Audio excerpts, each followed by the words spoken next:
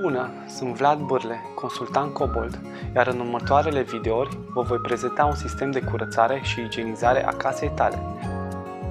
Sistemul Cobalt e conceput să acopere toate suprafețele casei, curățând în profunzime începând de la nivelul pardoserelor, covoare, mochete, parchet, gresie, continuând cu canapele, saltele, iar în partea superioară curățând pereți, lustre, tavane și bibliotecă.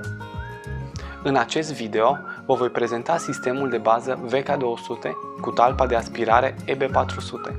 Voi face o comparație între vechiul meu aspirator și Cobalt.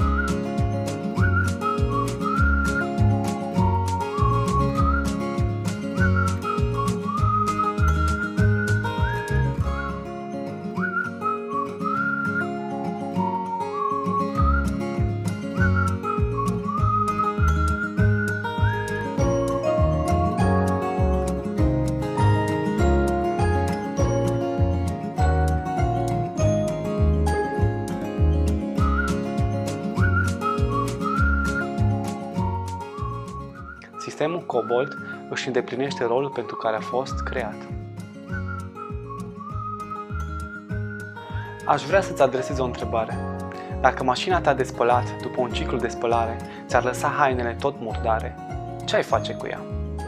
În videoul următor voi vorbi mai multe detalii despre sacii premium creați să filtreze 99% dintre alergeni. Ne vedem în videoul următor.